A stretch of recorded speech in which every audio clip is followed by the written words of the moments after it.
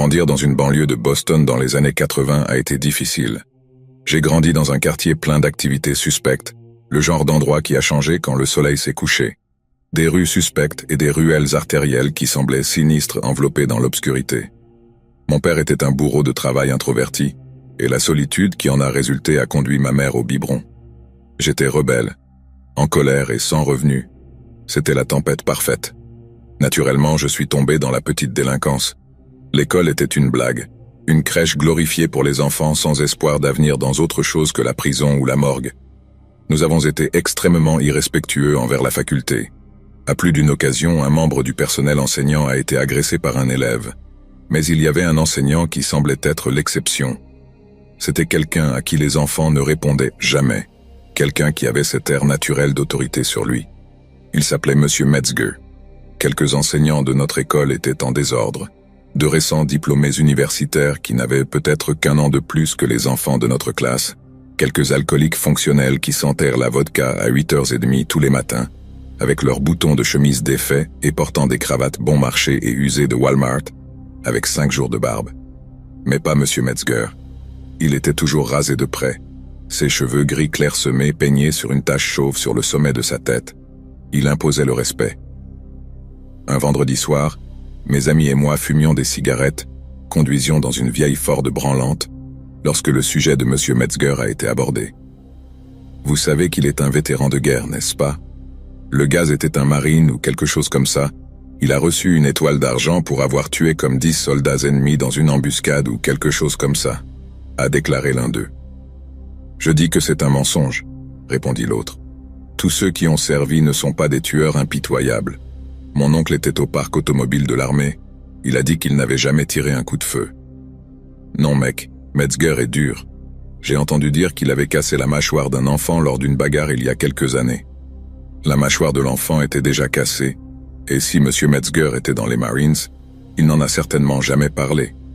Plus tard dans la soirée, nous nous sommes arrêtés devant une petite maison en stuc à la périphérie de Jamaica Plain. C'était assez modeste, pas le logement typique de la classe moyenne que nous avions l'habitude de choisir pour nos cambriolages. Mais mon ami sur la banquette arrière a insisté. « Es-tu sûr que c'est le bon endroit, oncle? Pour la dernière fois, oui, le gars achète et vend des pièces automobiles.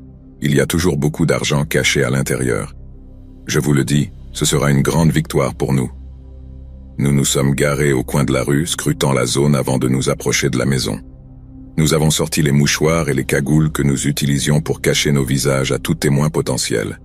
C'était calme dehors, presque complètement sombre si ce n'était pour la faible lueur fluorescente des lampadaires oranges. Entrer dans le garage était facile. Le bois pourri d'une porte latérale a cédé autour du vieux pêne dormant rouillé, et juste comme ça, nous étions à l'intérieur. Mais l'intérieur du garage sombre et humide ne contenait aucune pièce de voiture, aucun signe de travaux mécaniques. Je jetai un regard méprisant à notre ami insistant. On aurait dû sortir tout de suite, mais on était jeunes, stupides et arrogants. Nous ne voulions pas repartir les mains vides. À la porte de la maison principale, nous avons entendu tout signe d'activité à l'intérieur et c'était calme. J'ai avalé de la salive, attrapé la poignée de la porte et l'ai jetée. Un court couloir menait à une pièce latérale qui servait évidemment d'espace de bureau, avec des livres et des papiers empilés sur un vieux bureau. Je me suis glissé à l'intérieur pendant que mes amis cherchaient le reste du rez-de-chaussée à la recherche d'objets de valeur. C'est en regardant dans le bureau que j'ai commencé à remarquer certaines choses sur la personne qui vivait ici. En dépit d'être usée et délabrée, la chambre était incroyablement propre et bien rangée. Le contenu des étagères était impeccablement disposé, avec un mur affichant un drapeau rouge et bleu d'aspect minable avec une étoile jaune au centre. Je n'avais aucune idée de quel pays elle venait, mais j'avais l'impression de l'avoir déjà vue quelque part auparavant. Une partie du mur était décorée de coupures de journaux encadrés, et il était presque impossible de les lire dans l'obscurité. Mais un rayon de clair de lune pâle traversant une fenêtre sale a attiré mon attention sur un mot en particulier. Vietnam. Nos cambriolages de fin de soirée étaient toujours des affaires palpitantes. Mais une terreur inconnue a commencé à me griffer à l'intérieur, alors que je glissais tranquillement l'un des tiroirs du bureau ouvert. Là, à côté du métal terne d'un poulain de 45 ans, se trouvait une sorte de collier. Des formes froissées et inégales enfilées négligemment avec un morceau de corde. J'ai plissé les yeux dans l'obscurité, tendant la main pour passer un doigt sur l'un des monticules rugueux. Ils avaient une texture desséchée. J'avais une boule de peur solide dans la gorge. Les poils à l'arrière de mon cou se dressaient quand j'ai réalisé ce qu'ils étaient. C'étaient des oreilles humaines. J'ai commencé à m'éloigner de la pièce, sentant la terreur brute me traverser alors que mon esprit commençait à s'accélérer. On doit sortir d'ici. On doit sortir d'ici tout de suite. Je pouvais entendre le craquement des vieux planchers se rapprocher de moi. Au moment où j'ai vu quelque chose passer devant la fenêtre, je me suis arrêté, regardant les rues à l'extérieur à temps pour voir une autre silhouette filer à travers la vitre sale à toute vitesse. C'étaient mes amis. J'étais seul avec quiconque s'approchait de moi dans le couloir derrière. Je me suis retourné à temps pour le voir debout sur un seuil, bloquant ma fuite. Je n'oublierai jamais le son de l'inspiration et de l'expiration rythmique de l'air à travers ses narines. La respiration semblait rugueuse, presque tremblante, trahissant la fureur et le mépris absolu que la silhouette ressentait pour moi. Il s'avança, le visage baigné momentanément dans la pénombre de la lune, les traits tordus de colère, les yeux bleu pâle brûlants d'un regard prédateur. C'était M. Metzger. Il se lança. J'étais rapide, mais lui était plus rapide, plus fort et peut-être... Alors nous avons continué à nous débattre, grognant et rugissant alors que ses mains rugueuses et calleuses essayaient de s'enrouler autour de mon cou. C'était un geste pratiqué. Cela lui semblait instinctif. À ma grande horreur, le bandana noir qui me déguisait a commencé à se détacher, glissant un peu alors que nous nous débattions. S'il voit mon visage, je suis mort. Une panique aveugle m'a saisi. Je me précipitai en avant, mon front frappant l'un de ses yeux. Son emprise se relâcha. Je me suis tordu et j'ai donné des coups de pied alors qu'il hurlait de douleur, me libérant suffisamment pour que je puisse m'éloigner de lui et courir vers le garage. J'ai tiré hors de la maison, courant dans les rues aussi vite que mes jambes pouvaient me porter. D'une seconde à l'autre maintenant, il va pointer ce poulain 45 et me faire sauter la tête. Je ne pouvais pas me forcer à regarder en arrière. Je ne voulais pas le voir tirer le coup qui me tuerait. Le gars était un marine. Il a tué 10 personnes. Je vais être le numéro 11. Oh mon Dieu, aidez. Moi, je vais être le 11e. Le coup de feu n'est jamais venu. D'une manière ou d'une autre, j'ai réussi à arriver au bout de la rue, en me faufilant dans l'une des ruelles remplies de détritus qui serpentent à travers le quartier comme des couloirs de rats. J'ai failli frapper mes lâches amis quand je les ai finalement rattrapés. Ils m'ont laissé seul avec ce maniaque. Ils m'ont laissé seul pour mourir. Tu te moques de moi? Vous avez vu ce qu'il y avait à l'intérieur de la maison? Nous sommes sortis au moment où nous avons vu ce qu'il y avait là, a déclaré l'un d'eux, essayant de se défendre. Tu aurais pu me prévenir, mec, tu m'as juste laissé seul là-bas. La chose dans la salle de télévision, elle était faite de cheveux humains, a finalement parlé mon autre ami, sa cigarette brûlant jusqu'à ce que la cendre suspendue semble défier la gravité. La ferme. Ce n'était pas des cheveux humains, on ne sait pas ce que c'était. Alors parle-lui de l'autre chose, mec, vas-y et dis-lui. Mon autre ami semblait presque en détresse à ce stade. Je ne veux pas en parler, avait-elle presque l'air enfantine, son cynisme et sa bravade dépouillée. Ils n'ont jamais parlé de ce qu'ils ont vu. Le volume raté n'a plus jamais été mentionné. J'ai abandonné l'école secondaire peu de temps après, suivant mes amis plus profondément dans une vie de criminalité, jusqu'à ce qu'une arrestation pour volume qualifié me fasse 6 mois de prison. Après ma libération, j'ai changé ma vie. J'ai trouvé un emploi, obtenu mon diplôme d'études générales, et fréquenté un collège communautaire local pour étudier l'amélioration de l'habitat. Maintenant, je mène une vie tranquille, je suis un père et un mari. Je mange le déjeuner de ma femme, regarde les Red Sox, me couche à 11 heures. Je suis une personne différente maintenant. Mais pas plus tard que le week-end dernier, chez Home Depot près de Southie, j'ai cru reconnaître un vieil homme errant entre les allées. Je l'ai suivi curieusement pendant 1 minute ou 2, gardant mes distances jusqu'à ce que l'homme se retourne et me regarde. Je te connais, dit-il sans sourire. Tu étais l'un de mes anciens élèves du secondaire, n'est-ce pas? GB High, classe de 86, tu as enseigné l'histoire, n'est-ce pas? J'ai senti cette vieille terreur familière imprégner mes entrailles. C'est vrai, dit-il, ses yeux bleus froids m'étudiant attentivement. On dirait que tu as atterri sur tes pieds, pas mal pour un transfuge. Oui, je me suis organisé à la fin. Adolescent, n'est-ce pas? J'ai forcé un faible sourire. C'est vrai. dit-il avec un air solennel sur son visage alors que son ton baissait un peu. Tout le monde mérite une seconde chance, même s'il a fait de mauvaises choses dans sa jeunesse. Il y avait un poids derrière ces mots.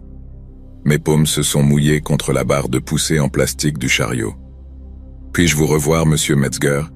ai-je demandé, commençant à repousser ma charrette, essayant de cacher mon anxiété. « Oh !» répondit-il avec un sourire presque loup sur son visage desséché, alors que je voyais le même regard prédateur dans ses yeux que j'ai vu il y a 30 ans. Je n'oublie jamais un visage.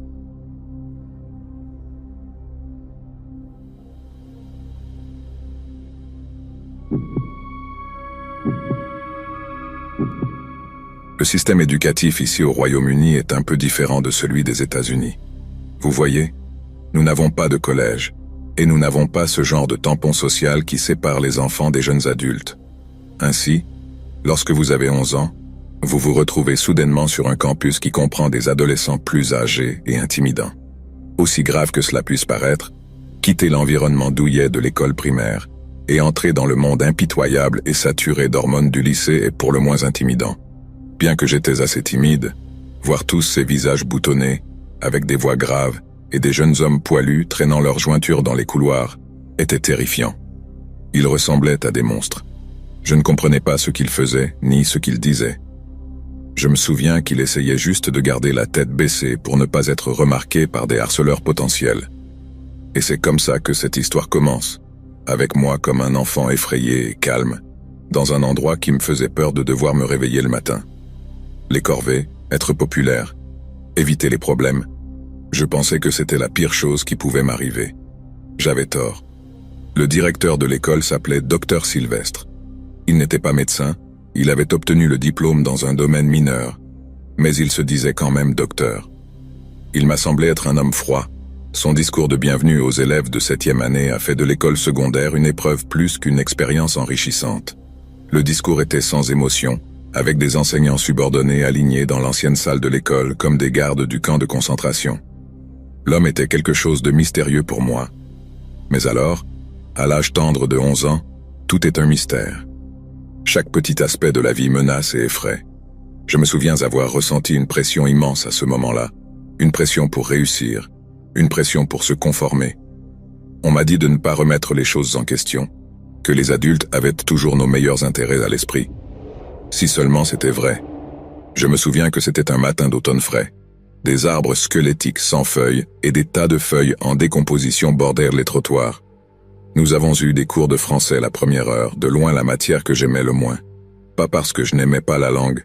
En fait, j'étais plutôt doué pour ça. Le problème était la femme qui enseignait la classe à l'époque.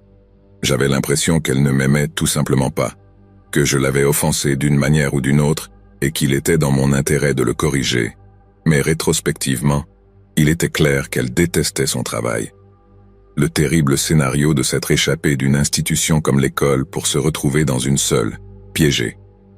Je comprends pourquoi elle était si dédaigneuse. Peut-être qu'elle a fait un rêve une fois, quelque chose dont elle rêvait seulement pour découvrir qu'il était tard, qu'elle était trop occupée, juste une autre des petites tragédies de la vie. Au milieu de la période, alors que je regardais les aiguilles de l'horloge de la classe bouger douloureusement lentement, le silence ennuyeux de la salle était interrompu par un son aigu et perçant. C'était la cloche de feu. Certains des enfants sautaient nerveusement de haut en bas, se chuchotant les uns aux autres en attendant les instructions de l'enseignant. « Exercice d'incendie », dit la voix du professeur de français, un bourdonnement plat. Tout le monde formait une ligne à l'extérieur du bâtiment. Il y avait un soupçon d'excitation dans l'air à ce moment-là. L'exercice d'incendie a brisé la monotonie de la longue et ennuyeuse journée d'école. Nous avons rassemblé nos affaires, quittant la classe pendant que le professeur nous indiquait avec un murmure monotone « Une seule rangée ». Comme vous pouvez l'imaginer, d'autres classes faisaient également la même chose. Alors avant que nous le sachions, il y avait pas mal d'enfants qui marchaient dans un long couloir rempli de casiers. J'avais déjà participé à des exercices d'incendie, évidemment, donc je n'étais pas étranger à la routine. Mais il y avait quelque chose de différent dans celui-ci, quelque chose qui flottait dans les couloirs vers nous et nous engloutissait, des enfants déjà nerveux. Nous pouvions sentir la fumée, quelque chose brûlait vraiment. Le souvenir le plus effrayant de l'événement n'était pas le feu lui-même, Ce n'était pas l'odeur inquiétante de plastique brûlé ou les cris d'étudiants effrayés qui commençaient à paniquer. C'était le regard sur le visage des enseignants présents lorsqu'ils ont réalisé le danger réel dans lequel nous nous trouvions. À cet âge, les adultes semblent invincibles, comme s'ils pouvaient résoudre n'importe quel problème et plus encore. Je n'avais jamais, de ma courte vie, vu un regard aussi pur de terreur sur le visage d'un adulte. Ça m'a glacé jusqu'aux os. D'une voix anxieuse, les professeurs nous ont conduits à la sortie la plus proche. L'intensité de la fumée augmentait à mesure que nous avancions. En quittant le bâtiment, nous pouvions voir l'aile la plus éloignée du bâtiment de l'école, alors qu'elle brûlait. Des feux sauvages dansant à travers la fumée noire dense. Et puis les cris ont commencé. Les enfants se sont tournés vers la direction de la section en feu du bâtiment, pointant et couinant alors qu'une silhouette émergeait de l'incendie. Elle était engloutie dans les flammes, un enfer ambulant dont les cris de douleur étaient consumés avant qu'elle ne puisse quitter ses lèvres carbonisées. Et puis sont arrivées les sirènes, des lumières bleues clignotantes et des hommes portant des uniformes fluorescents.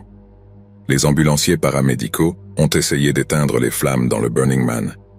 La vue de son corps brûlé et fumant a fait pleurer les enfants, alors que les enseignants leur criaient de détourner le regard. Mais ne pas regarder n'a pas aidé. Même quand j'ai fermé les yeux et couvert mes oreilles, je pouvais encore le sentir. Je pouvais encore sentir la chair brûlante. L'école a en fait été fermée pendant une semaine le temps d'évaluer les dégâts. Les autorités locales ont proposé de payer des conseils en traumatologie pour l'ensemble du personnel enseignant et des étudiants. Notre classe, avec nos parents respectifs, a assisté à une séance de groupe dans un centre communautaire voisin. Je n'ai rien compris de tout ça. Je ne comprenais pas pourquoi nous voulions tous nous asseoir et parler de quelque chose d'aussi terrible, pourquoi nous n'étions pas simplement à la maison à essayer d'être heureux, à essayer d'oublier. C'est terrible à dire, mais je considérais le temps libre comme une sorte de journée spéciale. J'étais autorisé à jouer aux jeux vidéo autant que je le voulais. Mes parents m'ont même acheté un nouveau jeu. Je pouvais dire qu'ils pensaient que j'étais contrarié. Ils essayaient d'être de bons parents. Je ne remettais tout simplement rien en question. Comme je l'ai dit, je pensais qu'il valait mieux essayer d'oublier. Pourquoi voudrais-je me souvenir de la vue de cet homme brûlant émergeant des décombres? Que gagnerait-on à se souvenir de cela? Après quelques jours, l'école a envoyé une lettre à toutes les familles concernées. La cause de l'incendie serait un défaut électrique, une surcharge qui a court-circuité une prise de cuisine et mis le feu à un réfrigérateur cassé. Cependant, j'ai remarqué quelque chose chez mes parents à ce moment-là. Quand j'étais hors de la pièce, je pouvais les entendre parler en sourdine.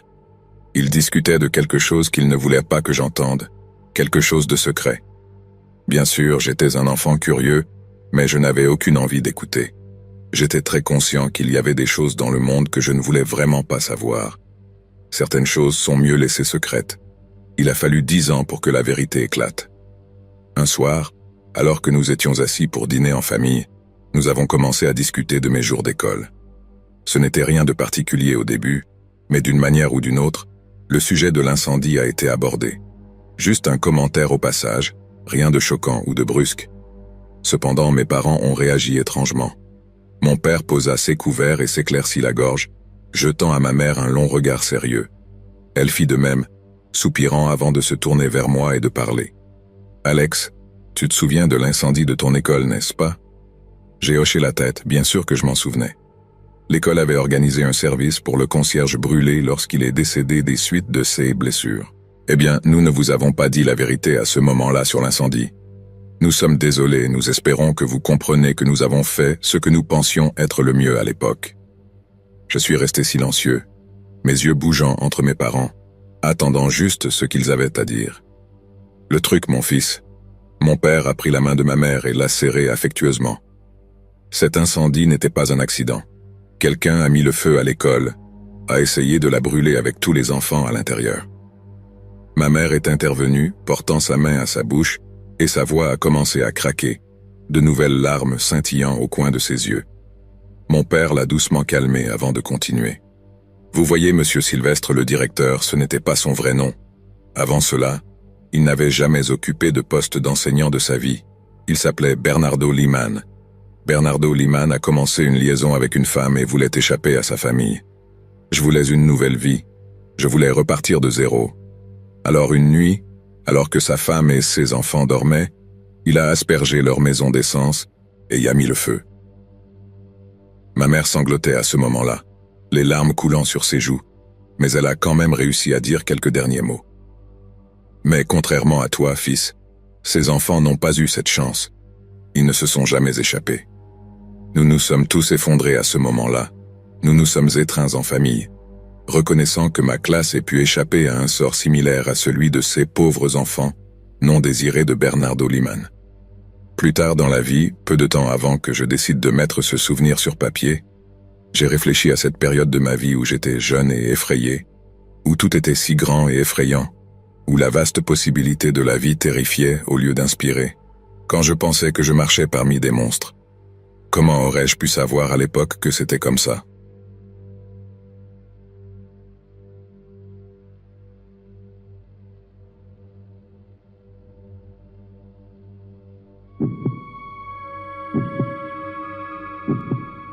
Cela fait tellement longtemps que je n'ai pas terminé mes études secondaires que j'ai l'impression que c'était dans une autre vie, comme si c'était quelque chose que j'avais lu ou imaginé, quelque chose d'illusoire dans lequel je me suis inséré. Ils disent que le corps humain remplace toutes ses cellules vivantes tous les 7 ans. Donc je suppose que je suis physiquement une personne différente de ce que j'étais il y a 10 ans. Mais la dernière conversation que j'ai eue avec un ancien professeur d'histoire, M. Coleman, est celle qui, je pense, s'est produite hier.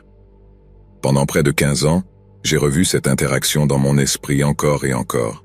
C'est quelque chose que je ne pense pas que je n'oublierai jamais. Il se tenait à l'écart de la foule principale au coin du bâtiment principal de l'école. Il portait ses cheveux bruns sablonneux tirés en arrière, en une queue de cheval débraillée, et sa moustache de style guidon également débraillée. Une cigarette brûlait entre ses doigts, ajoutant aux taches brunes de nicotine qui colorèrent les pointes. Quelque chose m'a frappé dans la façon dont il m'a regardé quand j'ai sorti mon propre paquet de cigarettes et demandé une lumière. Il ne me voyait plus comme un étudiant.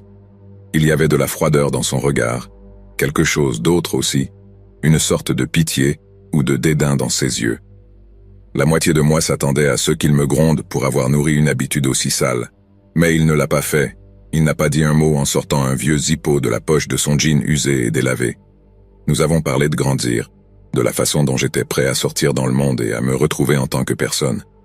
Je lui ai demandé combien de temps il lui avait fallu pour faire de même. J'y pensais beaucoup, a-t-il déclaré, regardant au loin. Tu arrives à un certain âge et tu sais qui tu es. Je vis dans un petit condo près d'un bar à la périphérie de la ville. Je travaille de 9h à 5h, et entre les deux, je bois, et il n'y a personne pour m'arrêter. Je sais qui je suis, et après toutes ces années, il y a une sorte de victoire là-dedans. Je ne l'ai jamais entendu parler de cette façon auparavant, jamais avec ce ton. Il n'était pas le monsieur Coleman qui captivait son cours d'histoire avec des contes ou des discours passionnés sur la vie et la liberté, qui le rendaient très respecté sur le campus. Il avait l'air vaincu, il avait l'air brisé. Monsieur Coleman portait une alliance, mais j'ai remarqué qu'il ne parlait jamais d'une famille. J'ai choisi de ne pas demander. Nous avons parlé de ceux que j'avais appris pendant mon temps à l'école. Il écoutait, hochait la tête, mais cela me donnait l'impression qu'il était en quelque sorte désintéressé, en quelque sorte pas impressionné. Cela m'a un peu irrité. Bien sûr, ma réponse était pleine de clichés et de platitudes, mais rejeter mon expérience d'un simple coup d'œil m'a irrité. Je lui ai demandé ce qu'il avait appris pendant son temps à enseigner là-bas. Certains jours, j'aurais aimé ne pas avoir demandé. Certaines personnes dans ce village agissent comme si elles n'étaient même pas conscientes que le monde extérieur existe. Elles pourraient vivre dans une grotte. Cet endroit est un drain, un parc à roulottes géant flottant à travers l'univers, en quelque sorte à part. Mais cela ne veut pas dire qu'ils ne peuvent pas être heureux. Cela ne veut pas dire qu'ils n'ont aucune valeur. Je veux dire, il n'y a pas de honte à être consciemment heureux tout en étant inconsciemment ignorant. C'est ça, gamin, l'ignorant conscient, répondit-il en écrasant les restes brûlés de sa cigarette sous sa botte avant d'en allumer une autre. Je pense que la conscience humaine est une erreur tragique dans l'histoire de notre évolution. Il laissa la pensée s'enfoncer et prit une bouffée de fumée, expirant paresseusement alors que son regard restait fixé sur l'horizon lointain. Nous sommes devenus trop conscients, trop gênés. Tout, ce qui anime l'univers, a forcé la création d'un élément séparé de lui-même. Nous, les humains, sommes des créatures qui n'ont pas le droit d'exister par la loi naturelle. Nous sommes des choses qui fonctionnent sous de faux prétextes d'avoir un soi. ce désordre chaotique de sens et de sentiments, tous en quelque sorte totalement assurés que nous sommes quelqu'un, alors qu'en fait nous sommes tous personne. Je suppose que tu n'es pas un homme religieux, dis-je, me sentant tout à fait accompli alors qu'il riait de ma réponse. La religion, mec, il y a quelque chose pour toi. Il y avait un léger sourire sur son visage, comme si la simple pensée l'amusait. Un transfert de peur et de dégoût de soi vers une figure d'autorité divine. Je peux comprendre la catharsis. Dieu absorbe leurs doutes et leurs douleurs avec son récit parfait à la Star Wars. Je ne sais pas, monsieur, on dirait que vous pourriez bénéficier d'un peu de l'ancienne religion, répondis-je en finissant ma propre cigarette, mais pas assez audacieux pour en commencer une autre immédiatement, contrairement à monsieur Coleman. Si c'est assez bon pour grand-mère, non? Il sourit à nouveau. Au moins, je ne me précipite pas vers un panneau d'arrêt cosmique. C'est à cette époque que j'ai avoué à monsieur Coleman que j'étais surpris de l'entendre parler de cette façon, que rien dans ses cours n'indiquait qu'il avait une vision du monde aussi pessimiste. Je m'apprêtais à poser la question, mais il m'a jeté un coup d'œil qui indiquait qu'il savait bien ce que j'allais demander. « Tu veux savoir ce qui m'a fait de cette façon, n'est-ce pas ?» demanda-t-il avec ce même léger sourire sur ses lèvres desséchées. « Beaucoup de gens veulent savoir, et je dis à la plupart d'entre eux de s'en foutre, mais toi ?» Elle s'arrêta un instant, secouant la tête avec ce regard de pitié et de dédain dans ses yeux. « Ma femme, que Dieu l'ait dans sa gloire, elle et moi, nous avons perdu notre fille quand elle était très jeune. » Toute l'émotion semblait s'écouler de lui pendant qu'il parlait. Il était clinique dans sa confession. Je pense à elle de temps en temps, à ma fille et à la façon dont elle a été sauvée. Dans les meilleurs moments, je me sens un peu reconnaissant pour cela.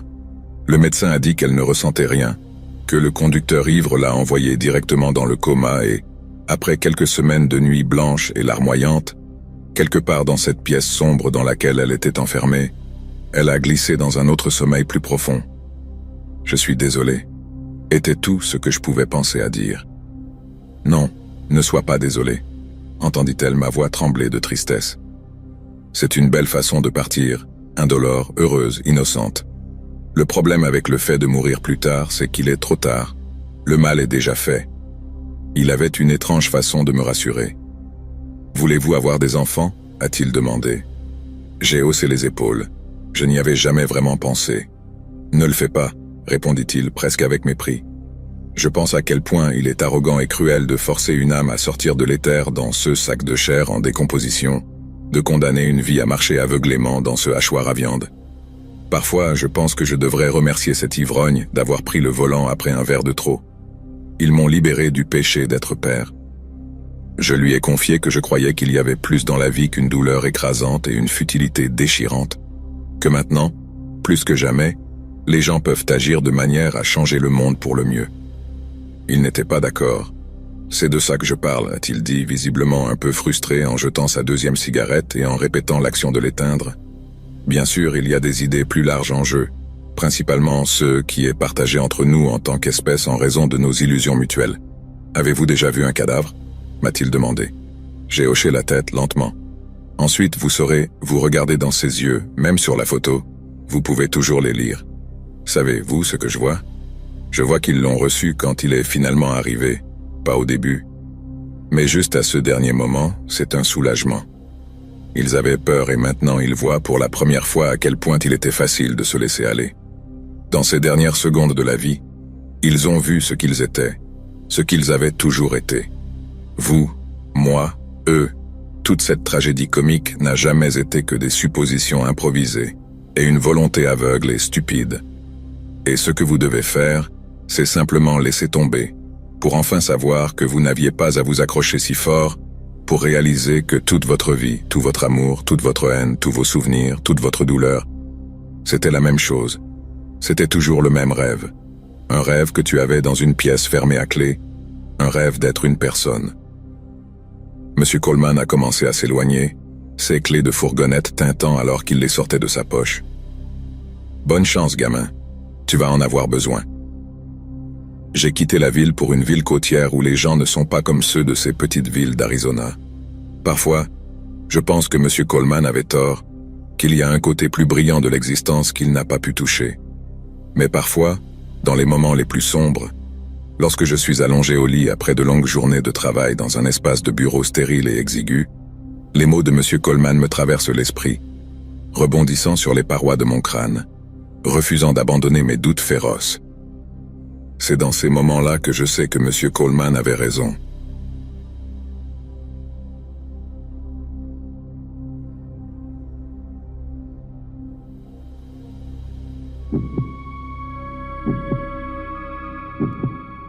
M. Deschenko était le professeur le plus dur de notre lycée. C'était un homme énorme, de plus d'1,80 m, qui se promenait sur le campus avec une expression sur le visage que même les étudiants les plus rebelles trouvaient intimidante.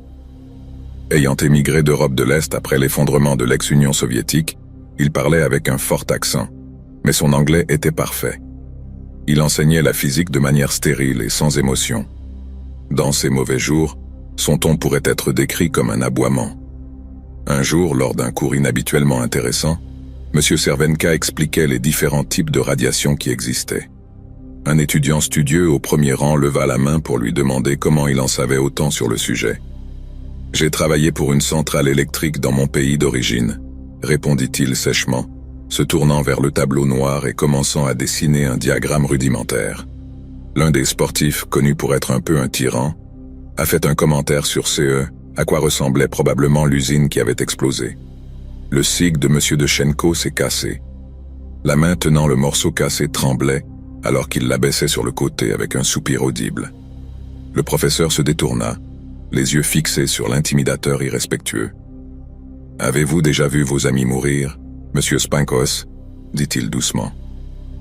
C'était la première fois que nous l'entendions parler d'une manière qui ne nous faisait pas grincer des dents, mais d'une manière ou d'une autre, son ton était encore plus effrayant qu'avant. L'athlète n'a pas répondu. « Je t'ai posé une question, mon garçon. » Le sportif est resté silencieux. Ses joues ont pris une teinte cramoisie, tandis que les yeux bruns pénétrants de M. Deschenko l'ont percé de la même expression faciale plate. Le professeur furieux se dirigea vers la porte de la classe. L'atmosphère a changé lorsque je l'ai verrouillé. « Une nouvelle leçon aujourd'hui. Fermez vos livres. »« Monsieur Schenk. »« Oh, monsieur. » Une fille nerveuse à lunettes leva la main, incapable de cacher la peur brute dans sa voix. « Remerciez le gars avec la grande gueule plus tard. C'est une punition collective, » siffla Monsieur Spunk. Oh, en s'asseyant à son bureau. Nous attendions, la tension était forte dans l'air, craignant ceux que M. Tcherenko nous réservait. Nous ne l'avons jamais vu aussi en colère que maintenant.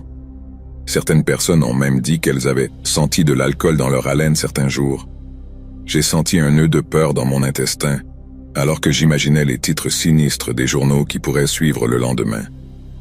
Le moment le plus important de la vie s'est produit avant la naissance de l'un d'entre vous, a commencé M. Schenker. C'était le 25 avril 1986, le jour où le monde entier a pris fin pour mon peuple. Il venait de rentrer de Moscou après avoir étudié la physique nucléaire à l'université de Moscou. J'étais content d'être à la maison. C'était le début d'une nouvelle vie pour moi.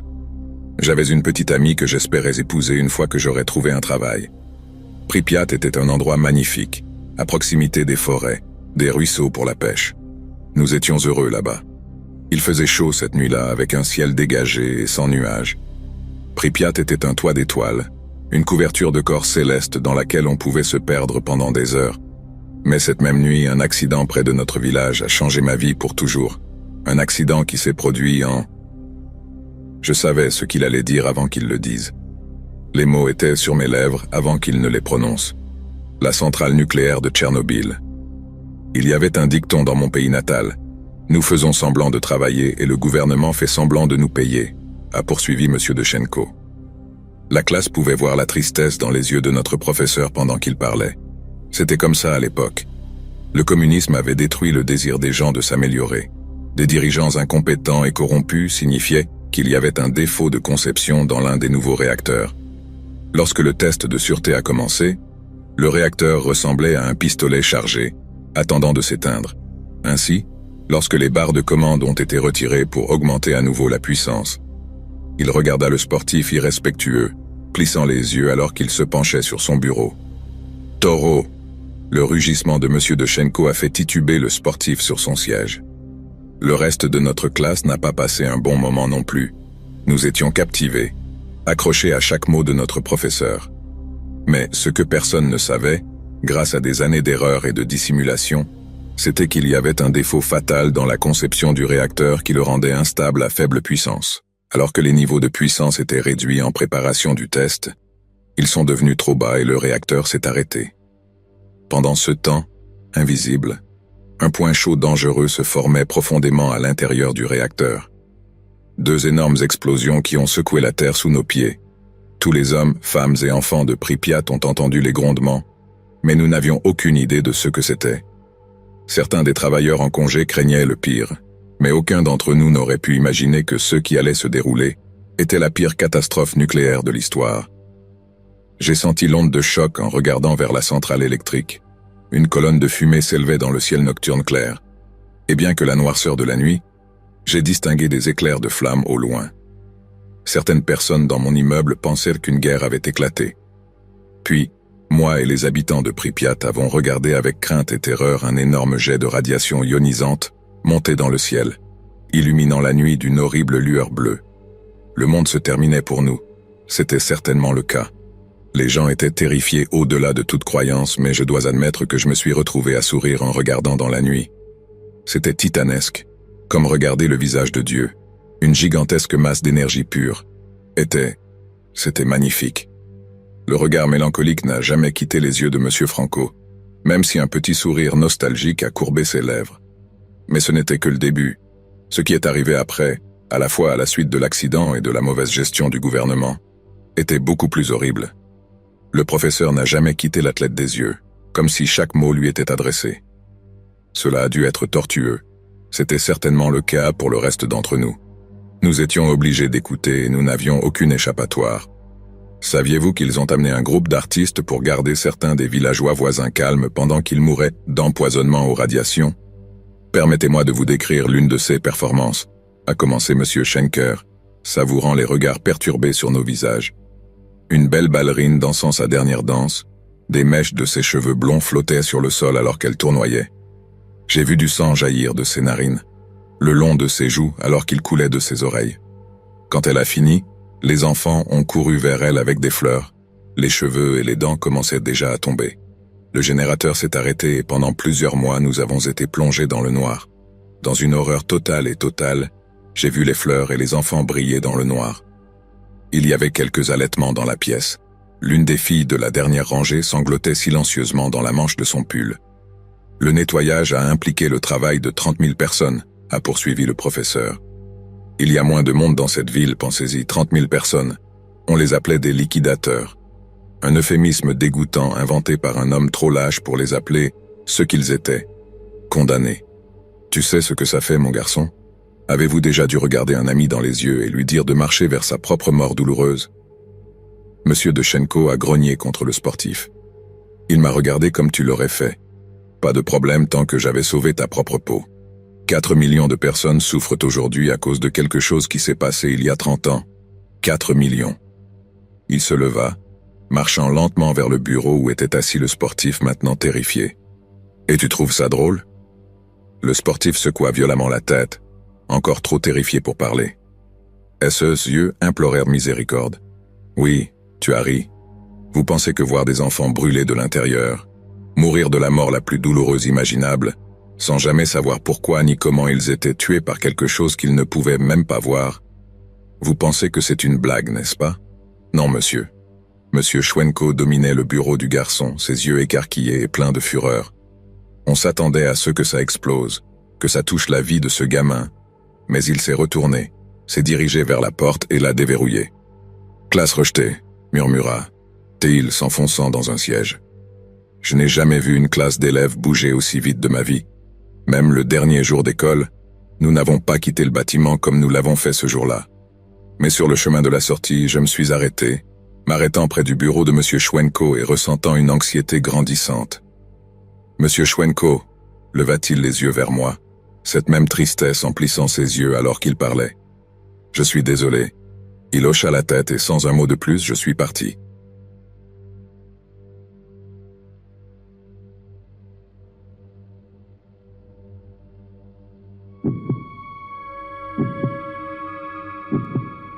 Je suis allé dans un bon lycée situé dans une banlieue verdoyante et verdoyante.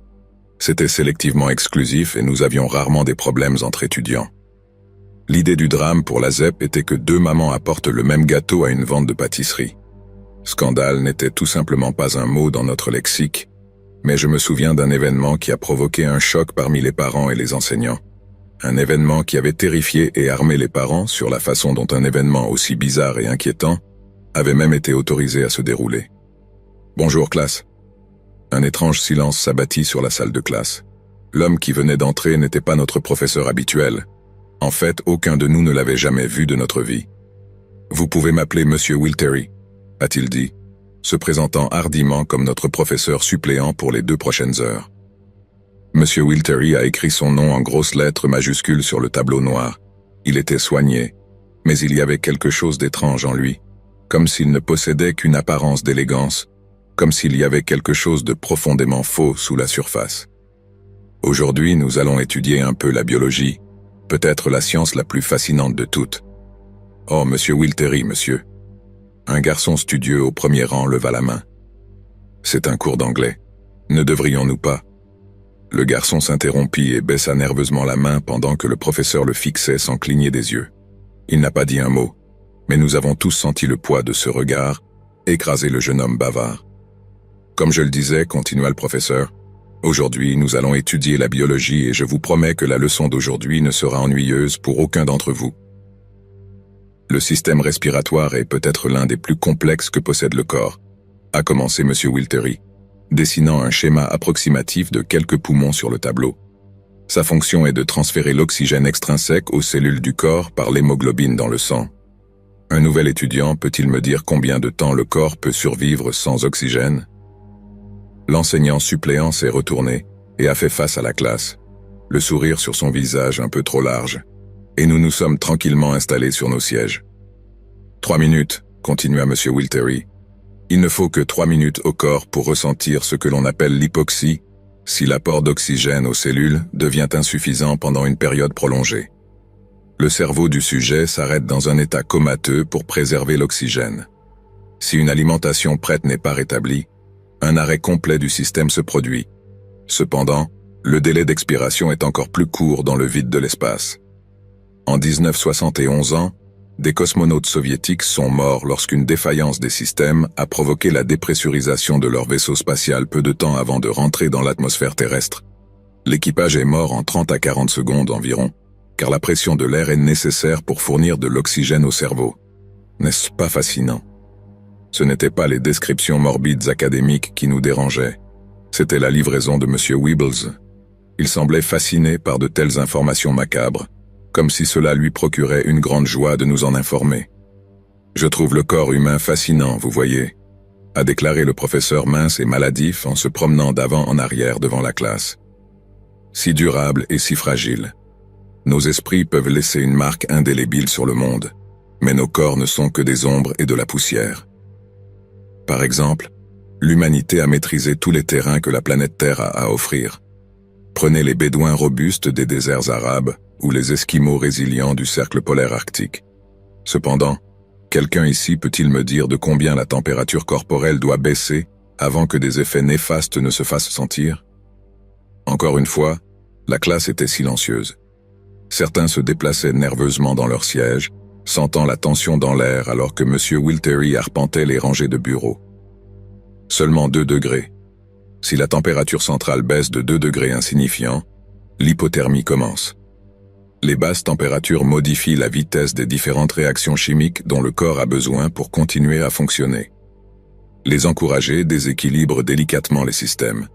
La personne commencera à perdre conscience, le cœur perdra son rythme, la cessation des signes vitaux suivra à environ 24 degrés lorsque le cœur s'arrêtera. La petite souris qui était assise en face de moi frissonna visiblement.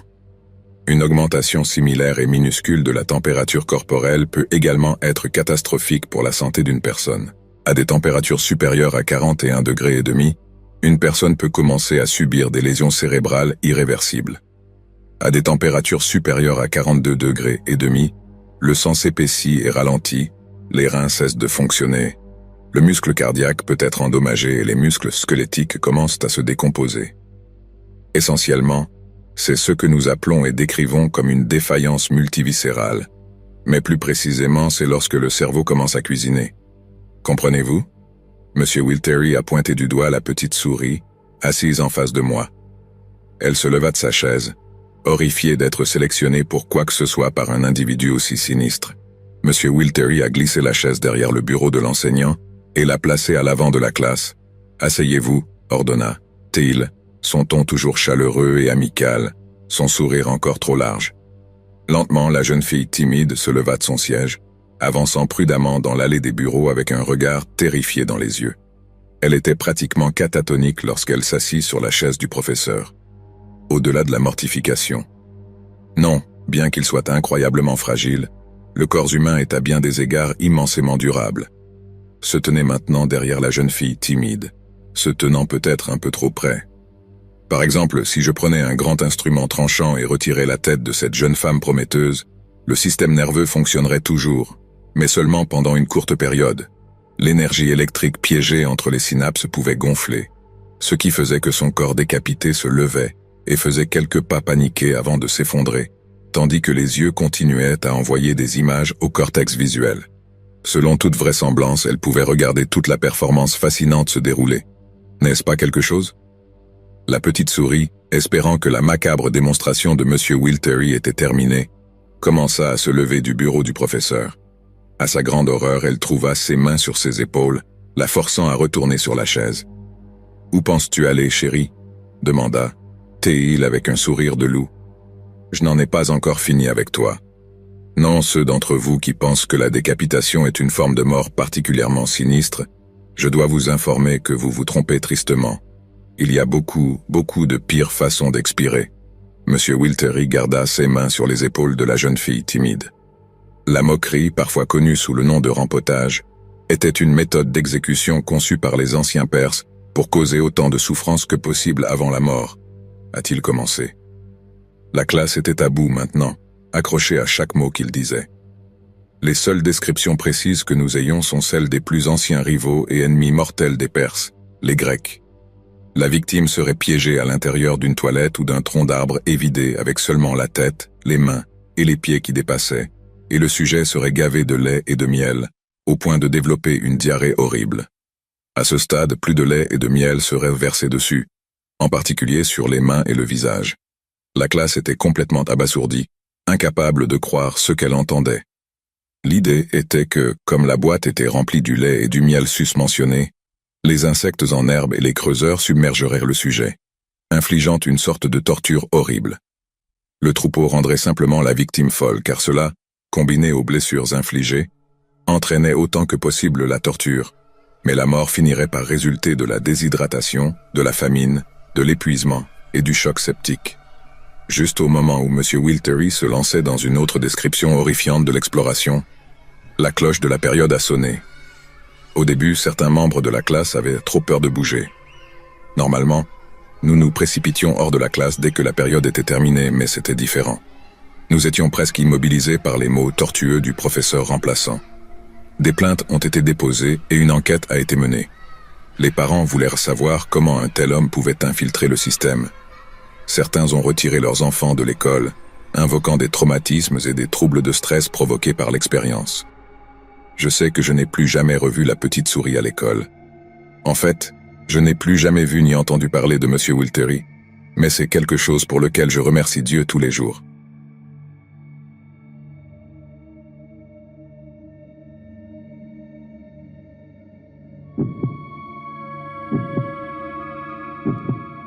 L'Écosse est un endroit ancien et sauvage, où l'expansion imparable du puissant empire romain a été fermement stoppée dans son élan. Les vétérans légionnaires, endurcis par des années de conflits armés dans ces régions sauvages de l'Empire, ont été rejetés une fois arrivés sur la terre qu'ils appelaient Calédonie. Cela avait toujours été un mystère pour mon professeur d'histoire du secondaire de savoir pourquoi une force aussi puissante et organisée s'était arrêtée dans son élan. Certains universitaires soulignent le manque de ressources naturelles, expliquant que l'Empire n'avait rien à gagner en conquérant l'Écosse, mais que les forêts denses et anciennes auraient produit des millions de tonnes de bois pour alimenter la machine de guerre de l'Empire, sans parler de l'abondance minerai de fer rouge enterrée dans les vastes collines vallonnées d'Écosse. Cependant, M. Glennon croyait que la réponse à l'ancienne question résidait en fait dans les forêts apparemment infinies et impénétrables de la Vieille-Calédonie, car il y a quelque chose qui habite dans les forêts humides et sombres de la Vieille-Calédonie, quelque chose qui était autrefois vénéré avant qu'il ne se transforme en rumeur et légende, quelque chose qui était là bien avant l'humanité et qui le sera longtemps après notre départ. Nous avons été ravis lorsque M. Glennon nous a informé que notre classe serait éligible pour l'excursion d'une semaine à Édimbourg. Rétrospectivement, peut-être que nous n'aurions pas dû l'être. En tant qu'Américains à l'étranger, nous étions souvent des objets de curiosité, considérés comme pratiquement exotiques par de nombreux habitants. 2 de mes amis et moi avons formé une sorte de club d'Américains nostalgiques qui se voyait comme un trio de maraudeurs des anciennes colonies, pillant les terres de leurs ancêtres. Cela nous fera du bien de faire une pause dans la vie urbaine, a déclaré M. Glennon avec un large sourire, en descendant sur la plateforme ferroviaire d'un petit village écossais. Certains d'entre vous, les enfants, ne savent pas qu'il existe un monde en dehors de vos téléphones portables. Nous nous dirigions vers un endroit connu sous le nom de forêt de May Bay, quelques centaines de kilomètres carrés de lacs, de collines et de forêts, avec seulement une poignée de sentiers pour le diviser. C'était un matin froid d'octobre lorsque notre groupe d'une vingtaine d'étudiants a fait la courte randonnée hors du village, ignorant les habitants qui nous regardaient avec méfiance depuis des fenêtres sales. Cela ne faisait même pas une demi-heure, mais je regrettais déjà d'en avoir mis autant dans mon sac à dos. Les bretelles s'enfonçaient tellement dans mes épaules que j'avais l'impression qu'elles coupaient la circulation. J'ai dû reposer mes pouces sous eux juste pour garder la douleur à distance. Naturellement, ce fut un grand soulagement lorsque M. Glennon a demandé une pause de 5 minutes. Je n'ai jamais été aussi soulagé d'être debout. Le soleil d'automne diminuait dans l'après-midi alors que nous continuions à nous frayer un chemin le long des routes de campagne étroites. L'effort de porter mon lourd sac à dos avait formé des perles de sueur sur mon front, une douleur sourde maintenant présente dans mes épaules et mes pieds. Cela faisait des heures que nous n'avions pas vu de voiture ou de personne, et cela commençait à se voir dans notre environnement. Le feuillage sur les côtés de la route devenait progressivement indompté. Les murs de pierres sèches s'effondraient alors que les vignes tordues commençaient à récupérer ce qui appartenait autrefois à l'homme. Nous étions assez fatigués à ce stade. Nous avions marché toute la matinée et il ne semblait pas que nous nous rapprochions de la vraie forêt. Les routes de campagne étroites flanquées de chaque côté de haies envahies par la végétation commençaient à se ressembler à mesure que la frustration grandissait. Certains étudiants ont commencé à se disputer sur la route que nous aurions dû emprunter. Après une journée entière de marche, nous étions enfin arrivés au bout du sentier. L'asphalte était fissuré et usé, de l'herbe poussait à travers les petites fissures de la surface. C'est là que la route s'est littéralement et physiquement terminée, engloutie par la nature alors que la vaste et tentaculaire forêt s'ouvrait devant nous. J'ai trouvé profondément troublant de voir la route si inexplicablement abandonnée. C'était primordial, des millions d'énormes pins denses qui s'étendaient à travers la forêt comme un océan de verre foncé. Je n'ai jamais rien vu de tel de ma vie. À cette hauteur, le soleil commençait à s'enfoncer vers l'horizon, transformant les bleus profonds du ciel en magnifiques nuances de rose et d'orange. Malgré la faim, la soif et la sueur dégoûtante de nos efforts, nous avons décidé de continuer. Après tout, l'obscurité approchait. Se déplacer à travers la forêt elle-même était un travail difficile. Des aiguilles de pin coincées dans la chair exposée alors que de minuscules insectes piqueurs se nourrissaient de nous, provoquant d'énormes marques de démangeaison. Marcher derrière quelqu'un signifiait que de fines branches épineuses vous étaient fouettées au visage. Parfois, nous trouvions une petite clairière où les arbres s'ouvraient un peu et nous pouvions bien voir où nous étions. C'était une forêt ancienne et éthérée, des lits de mousse s'étendant devant nous. M. Glennon a fait remarquer que nous devions être à 5 ou 6 milles de la ferme la plus proche, encore plus loin du village le plus proche, et c'était angoissant. Même les gars du camp commençaient à se plaindre. Alors quand nous avons atteint la première vraie clairière dans les pins denses, nous avons commencé à installer le camp. Le magnifique coucher de soleil doré s'était transformé en un ciel plein d'étoiles scintillantes. Nous avons organisé notre camp en optant pour un dîner clairsemé de sandwichs emballés. Nous étions épuisés. Nous frayer un chemin à travers les pins nous avait vraiment fatigués.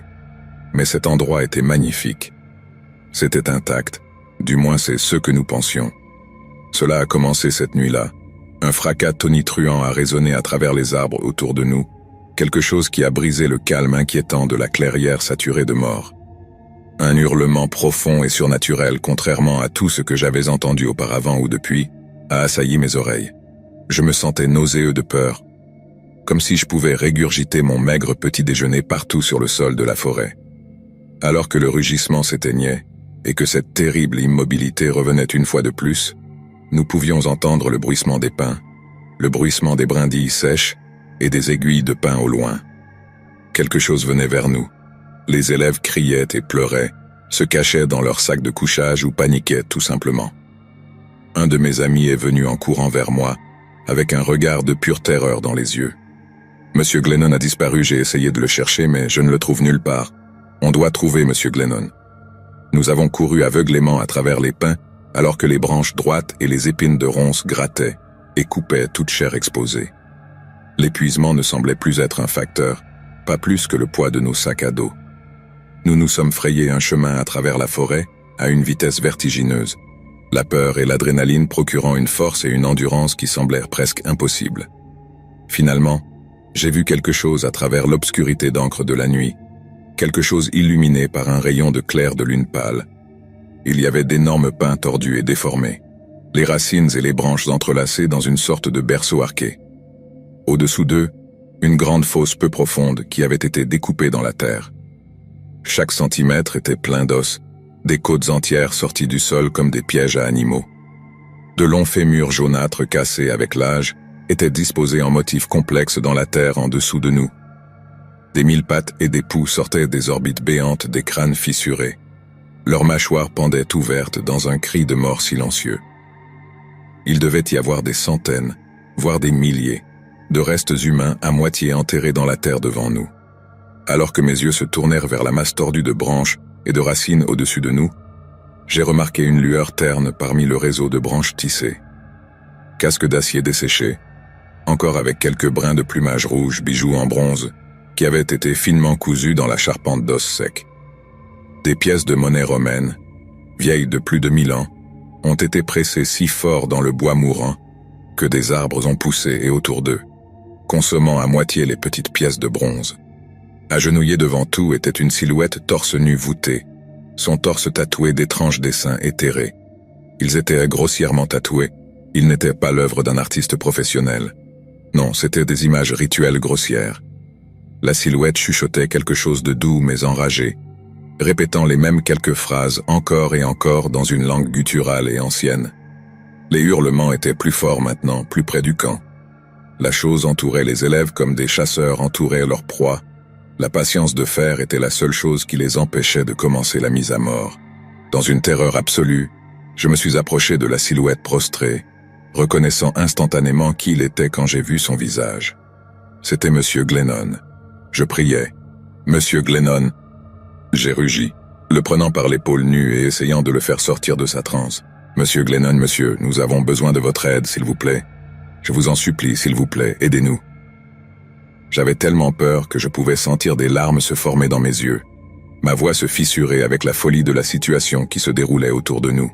« Réveillez-vous, monsieur. » Je l'ai frappé sur le côté de la tête, le libérant enfin de sa transe. Il a commencé violemment, revenant à lui-même et regardant autour de lui comme s'il avait oublié où il était. Ce faisant, les hurlements cessèrent. Il se tenait là, le calme redescendant sur nous, haletant encore de nos efforts terrifiés. Personne n'a jamais parlé de l'incident dans la forêt, ou de la façon dont une expérience aussi terrifiante s'est terminée aussi vite qu'elle a commencé. Certains des étudiants qui sont revenus du voyage en Écosse ont été traités pour des symptômes de stress post-traumatique, mais ils n'ont jamais pu parler du couteau qui les avait fait souffrir si terriblement. Ni personne n'a expliqué comment les actions mystérieuses de M. Glennon cette nuit-là nous avaient sans aucun doute sauvés d'un sort pire que la mort. Je ne l'avais pas oublié, et je ne l'oublierai jamais. M. Glennon a sauvé nos âmes cette nuit, là, et nous ne le remercierons jamais assez. Mon lycée était vieux. Lorsque vous êtes enfant, tout ce qui existait avant votre naissance est ancien, mais l'école du manteau bleu pour garçons était pratiquement ancienne, fondée en 1708 ans par le révérend Robert.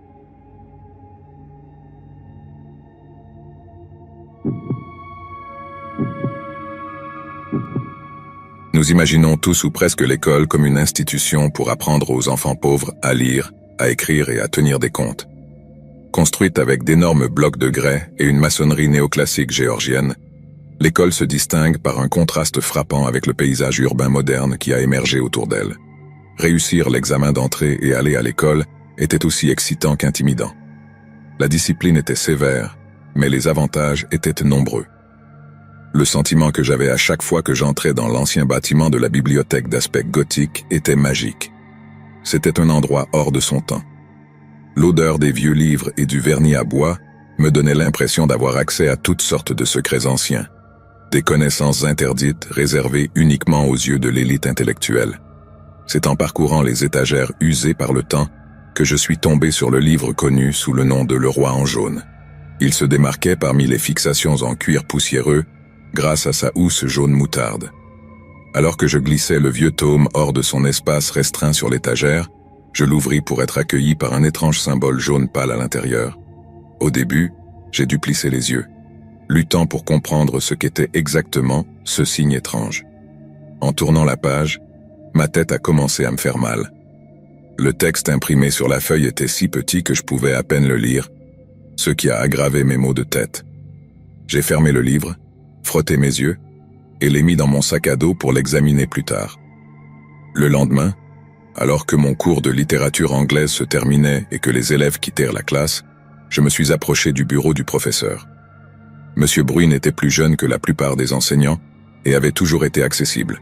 « Monsieur, avez-vous déjà entendu parler d'un livre intitulé « Le Roi en jaune » ai-je demandé, me rongeant nerveusement les ongles, alors que son comportement changeait radicalement. Monsieur Bruyn se figea, levant lentement les yeux du papier qu'il marquait. « Pourquoi tu demandes, Martin ?» Il a essayé de paraître calme et recueilli, mais j'ai senti qu'il était tout sauf calme. « Eh bien, je cherchais en ligne à propos de certains... »« Martin !» Il m'interrompit sévèrement. « Avez-vous trouvé une copie de ce livre ?»« Non, monsieur, j'ai menti, sentant que des ennuis arrivaient. Après tout, il avait pris le livre de la bibliothèque sans autorisation. »« Martin, écoute-moi attentivement. Si vous trouvez un exemplaire de ce livre, vous devez m'en informer immédiatement. C'est clair ?» Monsieur, j'étais juste. Immédiatement, a-t-il répondu, me lançant un regard qui me fait encore frissonner aujourd'hui. J'ai gardé le livre secret pendant la semaine suivante, l'ouvrant de temps en temps et essayant de lire le petit texte énigmatique. Chaque fois, le même mal de tête sourd revenait, me forçant à arrêter de lire. J'ai décidé de rester tard après l'école un soir, passant du temps à essayer de déchiffrer le contenu du livre dans une bibliothèque presque vide. J'ai trouvé un coin calme et abrité, fermé par d'immenses étagères en chêne. Avec appréhension, j'ai sorti le tome jaune moutarde. Je l'ai ouvert sur une page au hasard et j'ai tendu les yeux pour lire le texte. C'était arrangé comme de la poésie, des strophes étranges qui me donnèrent l'impression que mon crâne pouvait éclater à tout moment. Étrange est la nuit où les étoiles noires se lèvent et d'étranges lunes encerclent le ciel, mais encore plus étrange est la Carcosa perdue. Je tremblais. Mes yeux étaient gonflés dans leurs orbites. Je ne lisais pas seulement le livre. J'avais l'impression que le livre me lisait. Je me suis levé, laissant le livre sur la table, et j'ai quitté la bibliothèque en titubant de manière à attirer la colère du bibliothécaire à lunettes. J'ai couru vers une salle de bain voisine, je me suis enfermé dans une cabine et, les mains agrippées au bol en porcelaine sale, j'ai vomi si fort que mon nez saignait. Secouant et crachant l'horrible goût de ma bouche, j'ai finalement réussi à me lever, à nettoyer et à retourner à la bibliothèque. Cependant, quand j'ai tourné le coin vers le petit coin que j'occupais plus tôt, mon sang s'est figé. Le livre avait disparu. Et c'était en juillet 2004. Quelques semaines plus tard, le 25 juillet, un étudiant en blouse bleue nommé Mirko Beltramon est rentré à la maison après avoir passé du temps seul dans un parc voisin. Son père était assis dans la salle de télévision de la famille, se relaxant après le dîner. Mirko est allé au garage familial, a pris un marteau à clous dans la trousse à outils que possédait son père, puis est allé dans la salle de télévision. Le père de Mirko n'a même pas levé les yeux avant d'être frappé à l'arrière de la tête avec l'extrémité émoussée du marteau. Le fils qu'il avait élevé pendant 18 ans a battu et poignardé son propre père si sévèrement que la police a d'abord pensé que les blessures avaient été causées par des coups de feu. Lorsque Mirko a fini de mutiler son père, Sa mère est rentrée chez elle et a trouvé la scène horrible. Mirko l'attendait. Elle aurait besoin d'être identifiée par ses dossiers dentaires. Il n'y avait qu'une seule autre personne dans la bibliothèque la nuit où j'ai perdu le roi en jaune. Cet étudiant était Mirko Beltramone. L'année suivante, j'ai terminé mes examens de fin de cours, assistant à un événement festif qui marquait la fin de notre éducation formelle. C'était un moment heureux. L'incident tragique impliquant Mirko Beltramone avait glissé au fond de l'esprit de tout le monde, alors que les célébrations diminuaient. Les parents et les élèves ont commencé à quitter l'enceinte de l'école. Je me suis également approché des portes de l'école, seulement pour être accueilli par la silhouette de Monsieur Bruyn, fumant une cigarette tout en regardant fixement dans l'espace. Monsieur Bruyn, monsieur, je m'approchais de lui, prêt à révéler la vérité. Je voulais te parler à propos du livre. Tu l'as trouvé, je sais, répondit-il solennellement. Juste ça. Je n'avais aucune idée de quoi. Je sais, personne ne sait. Il a pris une profonde bouffée de sa cigarette, sans établir de contact visuel avec moi. Je m'arrêtai un instant, perdu dans les mots, dans le silence lugubre qui nous entourait. Que va-t-il faire maintenant? J'ai demandé. Continuer à faire. Ce que j'ai passé ma vie à faire, chercher ce livre. Et quand je le trouverai? Il ne répondit pas. Il a simplement écrasé le tabac à fumer après avoir laissé tomber le bouton sur le sol et s'est éloigné de l'école du manteau bleu pour toujours. Je n'ai jamais raconté cette histoire à personne, je n'en ai jamais ressenti le besoin. Mais plus tôt ce mois-ci, j'ai reçu des nouvelles qui ont rappelé les souvenirs de ces terribles événements. Mon ancien professeur d'anglais, M. Bruyn, était décédé. En apprenant qu'il avait mis fin à ses jours, j'ai contacté les enquêteurs de police chargés d'enquêter sur les circonstances de son départ. Bien qu'il n'ait pas été complètement libre de divulguer des informations sur l'enquête, une détective gentille a été généreuse avec ceux qu'elle avait appris. Quand je l'ai informé que j'avais été l'élève de M. Bruyn, son ton est devenu sombre. Quand j'ai demandé si M. Bruyn avait fait un index des livres en sa possession au moment de sa mort, d'une voix nerveuse, il a répondu par l'affirmative.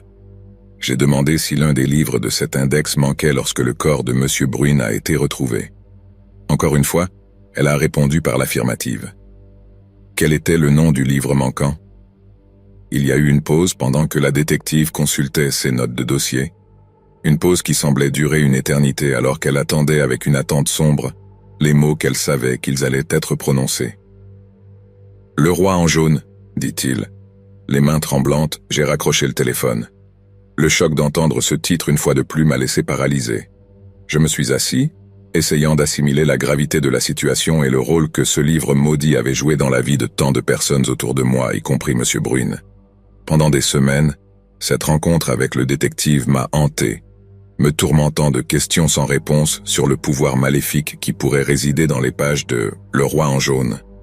Je ne pouvais m'empêcher de penser aux coïncidences effrayantes et aux événements tragiques qui semblèrent suivre ce livre partout où il allait. La mort de Mirko Beltramone et de sa famille, la recherche obsessionnelle de M. Bruyn pour le livre, et maintenant son suicide. Tout semblait trop lié pour n'être qu'une simple coïncidence. La curiosité et l'horreur se mélangeaient dans mon esprit, ce qui m'a amené à approfondir mes recherches sur le livre. J'ai découvert que « Le roi en jaune » était un livre de fiction mentionné dans une série d'histoires d'horreur du même nom, écrite par Robert W. Chambers. L'ouvrage décrit un livre d'œuvre qui induit la folie et le désastre chez ceux qui osent le lire. La fiction semblait s'être infiltrée dans notre réalité d'une manière qui défiait toute explication logique. Finalement, j'ai décidé que je devais affronter cette peur de front. J'ai commencé à chercher un exemplaire du livre pour moi-même, non pas pour le lire, mais pour m'assurer qu'il ne tomberait plus entre de mauvaises mains. Mes recherches m'ont conduit chez des antiquaires, des ventes aux enchères en ligne, et d'obscurs forums internet où l'on parlait de littérature occulte et maudite. Un soir, en parcourant un forum peu connu, j'ai trouvé quelqu'un qui prétendait avoir un exemplaire de « Le roi en jaune ». Prudemment, j'ai organisé une réunion dans un lieu public, un café près du centre-ville. La personne que j'ai rencontrée était un homme plus âgé, fatigué, avec un regard qui suggérait qu'il avait vu plus que tout être humain ne devrait le faire. « Es-tu sûr de vouloir faire ça ?» m'a-t-il demandé d'une voix grave en glissant une copie bien conservée du livre sur la table. « Je n'ai aucune intention de le lire, ai-je répondu. Je veux juste m'assurer qu'il ne cause plus de dégâts.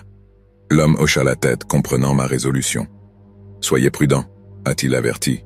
« Certains livres sont plus que de simples mots, sur papier. Celui-ci a autre chose. » J'ai pris le livre sentant son poids non seulement physique mais aussi émotionnel, et je l'ai gardé dans un coffre-fort chez moi, où j'avais prévu de le garder sous clé jusqu'à ce que je puisse trouver un moyen de le détruire en toute sécurité, ou de le transmettre à quelqu'un qui comprenait son danger et pouvait le protéger correctement. Pendant ce temps, la vie continuait, mais toujours avec un sentiment de malaise chaque fois que je pensais au livre enfermé dans mon sous-sol.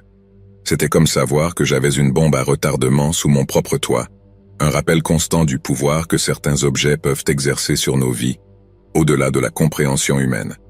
L'héritage du roi en jaune, les tragédies qu'il a accompagnées et ma rencontre avec M. Bruin resteront toujours avec moi, un sombre récit édifiant sur le danger des secrets que certains livres peuvent garder et le prix que ceux qui les cherchent peuvent avoir à payer.